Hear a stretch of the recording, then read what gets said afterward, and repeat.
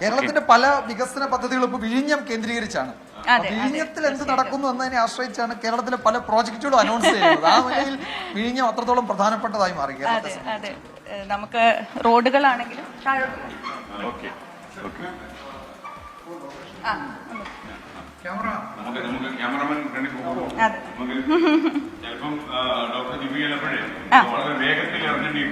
അതെ അതെ ഒരിക്കലുമില്ല. എല്ലാം വേഗത്തിലാണ്, നമ്മുടെ പോക്ക് മൊത്തം വേഗത്തിലാണ്. അതിൽ യാതൊരു കുറവില്ല. വികസനം വരുന്നതെല്ലാം വലിയ വേഗത്തിലായിരിക്കുമല്ലോ. അതെ അതെ അതെ തീർച്ചയായിട്ടും. അപ്പൊ ഞാൻ നേരത്തെ സൂചിപ്പിച്ച ഇത് രണ്ടും നമ്മുടെ കൺട്രോൾ റൂംസ് ആണ്, നമ്മുടെ നെർവ് സെന്റേഴ്സ് എന്ന് നമുക്ക് വേണമെങ്കിൽ പറയാൻ സാധിക്കും. പറഞ്ഞതുപോലെ ഇത് അധികം അങ്ങനെ നമ്മൾ പുറത്ത് അപ്പോ ഒരു എക്സ്ക്ലൂസീവ്. അതെ അതെ അതെ. അപ്പൊ നിങ്ങൾ ആ കാണുന്ന ആ വലിയ സ്ക്രീൻ എന്ന് പറയുന്നത് അതിൽ ഈ ലെഗോസ് പോലെ കാണുന്ന ചെറിയ ചെറിയ കളിപ്പാട്ടം പോലെ കാണുന്നതൊക്കെ നമ്മുടെ കണ്ടെയ്നറുകളാണ്. അതെ, എല്ലാം ഇവിടെ കീപ്പ് ചെയ്തിരിക്കുന്നത് നിങ്ങൾ ആ കാണുന്ന കണ്ടെയ്നറുകളാണ്. ഓരോ കണ്ടെയ്നറിനും ഓരോ നമ്പർ ഉണ്ടായിരിക്കും. നീലയിൽ കാണുന്ന അതിന്റെ ക്രെയിൻസ് ആണ്.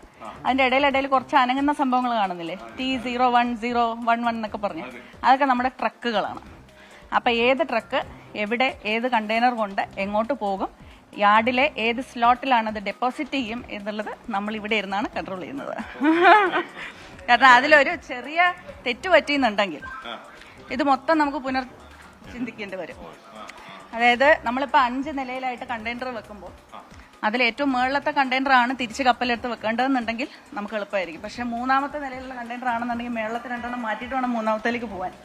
അപ്പൊ അങ്ങനെയുള്ള പ്രാവർത്തികമായിട്ടുള്ള പ്രയാസങ്ങൾ ഒഴിവാക്കാനാണ് ഇത് നമ്മൾ അൽഗോരിതം വെച്ച് തന്നെ ഓട്ടോമേറ്റഡ് ആയിട്ട് ഇവിടെ ചെയ്തുകൊണ്ടിരിക്കുന്നത്. അപ്പൊ അതാണ് ശരിക്കും നമ്മളിപ്പോ കണ്ടതാണ് നമ്മുടെ പോർട്ടിന്റെ ഒരു നെർവ് സെന്റർ എന്ന് പറയാൻ സാധിക്കുന്നത്. ഇത് നമ്മുടെ ക്രെയിൻ കൺട്രോൾ ചെയ്യുന്ന മുറിയാണ്. അപ്പൊ നമ്മുടെ ക്രെയിൻ ഓപ്പറേറ്റേഴ്സിനെ എല്ലാവരെയും നമുക്കിവിടെ കാണാൻ സാധിക്കും. ഇപ്പൊ നമ്മുടെ ഒരു വലിയ സന്തോഷം എന്നുള്ളതും ഈ പറയുന്ന ക്രെയിൻ ഓപ്പറേറ്റേഴ്സ് ഭാരതത്തിൽ തന്നെ ആദ്യമായിട്ട് വനിതാ ക്രെയിൻ ഓപ്പറേറ്റേഴ്സ് ഉള്ള തുറമുഖം വനിതാ ക്രെയിൻ ഓപ്പറേറ്റേഴ്സ് ഉണ്ട് ഇവിടെ.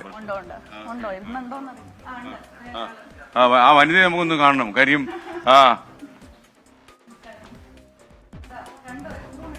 3 പേരുണ്ട്. ഓൾ ദ വനിതാ ക്രെയിൻ ഓപ്പറേറ്റേഴ്സ്, കൺഗ്രാറ്റുലേഷൻസ്. ഓക്കെ. അപ്പൊ ഭാരതത്തിലെ ആദ്യ വനിതാ ക്രെയിൻ ഓപ്പറേറ്റേഴ്സ് ആണ് നമ്മള്. 9 പേരാണ്. വേറെ ഒരു സ്ഥലത്തും ഇങ്ങനെ വനിതകൾ പ്രവർത്തിക്കുന്നില്ലേ? MD ആയിട്ടുണ്ടോ? അതും ഇല്ലാന്ന് തോന്നുന്നു. അപ്പോ അതുകൊണ്ട് തന്നെ നമുക്ക് ഇത്തരത്തിലുള്ള സാങ്കേതിക വിദ്യകൾ നമ്മൾ ഉപയോഗിക്കുന്ന കൊണ്ടുള്ള ഒരു വലിയ നേട്ടം അതുകൂടിയാണ്. ഇതുവരെ ഇത് എക്സ്പോസ് ചെയ്തിട്ടില്ല ടെലിവിഷനിലൊന്നും, അല്ലേ? അതെ അതെ അതെ. ആദ്യമായിട്ടാണ്. അപ്പൊ പ്രേക്ഷകർ അറിയേണ്ടത് 24ലൂടെയാണ് ഡോക്ടർ ദിവ്യ എസ് അയ്യർ ഇത് നമ്മളോട് പറയുന്നതും നമ്മളിതൊക്കെ പ്രേക്ഷകരെ കാണിച്ചു കൊടുക്കുന്നതും. ഈ വിഴിഞ്ഞം പ്രോജക്ട് ഇതുവരെ കണ്ടിട്ടില്ലാത്ത ആളുകൾക്കൊക്കെ ഇതൊരു പുതിയ അനുഭവമായിരിക്കും. അതെ അതെ തീർച്ചയായിട്ടും. അപ്പൊ ഇവിടെ നിന്ന് ഇത് നമ്മുടെ ക്രെയിനുകൾ എങ്ങനെയാണ് ഒരു കണ്ടെയ്നറിനെ എടുക്കുന്നത്, അത് മേളിലേക്ക് എത്ര ദൂരം കൊണ്ടുപോകും, കംപ്ലീറ്റ് കമ്പ്യൂട്ടറൈസ്ഡ് ആണോ ഇത് എടുക്കുന്നതും വെക്കുന്നതും? കംപ്ലീറ്റ് ഓട്ടോമേറ്റഡ് ആണ്. അതുകൊണ്ടാണ് ആ ക്രെയിനിന്റെ മുകളിൽ ഒരു ക്രെയിൻ ഓപ്പറേറ്റർ ഇല്ല നമ്മൾ പറയുന്നത്. ഇവരിവിടെ നിന്ന് എടുത്തു മാറ്റും, അല്ലേ? അതെ, ഇവരിവിടെ നിന്നാണ് അതിനുള്ള കമാൻഡ്സ് മൊത്തം കൊടുക്കുന്നത്. ആ ട്രെയിലേഴ്സ് ഉൾപ്പെടെ കാണുന്നവരായിരിക്കും തലച്ചുമടായിട്ട് മാറ്റി തന്നത്. അല്ല, അതാ. അപ്പൊ അതെ, അവിടെ പോവാണ്. ട്രക്കിലങ്ങ് പോയി കഴിഞ്ഞു, എടുത്ത് മാറ്റിക്കൊണ്ടിരിക്കുകയാണ്.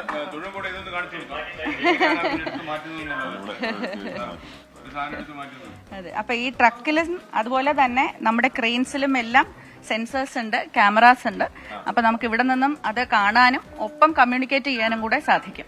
അപ്പൊ ആകെ ആ ഒരു മൊത്തം സോണില് നമുക്ക് ഈ ട്രെയിലർ ഓടിക്കുന്ന വ്യക്തി മാത്രമേ നമുക്ക് ഹ്യൂമൻ പ്രസൻസ് ആയിട്ട് ഉണ്ടാവുള്ളൂ.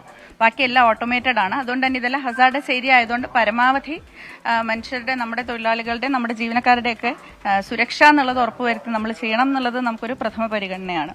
അപ്പൊ ഇനി അടുത്ത ഫേസിൽ നമ്മൾ ഈ ട്രെയിലേഴ്സും ഓട്ടോമേറ്റഡ് ആയിട്ടുള്ള ട്രെയിലേഴ്സ് കൊണ്ടുവരാനുള്ളൊരു പ്ലാൻ ഉണ്ട്.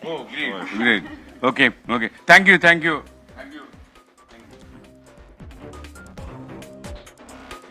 28 ആകുമ്പോഴത്തേക്കും അതിന്റെ ഏതാണ്ട് മൊത്തം ഘട്ടം പൂർത്തിയാകും. അതെ, 28 ആകുമ്പോൾ മൊത്തം പൂർത്തിയാകും. ഇപ്പോഴും ഫേസ് 1 നമ്മൾ പൂർത്തിയാക്കുമ്പോൾ നമുക്ക് കണ്ടെയ്നർ ടെർമിനലിന് പൂർണ്ണ രീതിയിൽ നമുക്ക് ഓപ്പറേറ്റ് ചെയ്യാനായിട്ട് സാധിക്കും.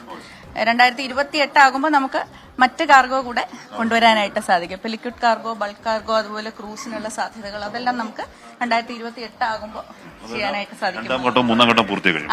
അതെ, രണ്ടാം ഘട്ടം മൂന്നാം ഘട്ടം പൂർത്തിയാകും. ഇപ്പൊ നമ്മുടെ anyway thanks for your hospitality. ഞങ്ങളുടെ ഒരു പ്ലഷർ ആയിരുന്നു. അപ്പോൾ ഞങ്ങൾ കുറെ ആനെഴുന്നള്ളിപ്പോയിട്ട് ബന്ധപ്പെട്ട് ചില വിധികളൊക്കെ വരുന്നുണ്ട്. അപ്പോൾ വാർത്തയിലേക്ക് നമ്മൾ മടങ്ങുന്നു. Thank you for your corporation.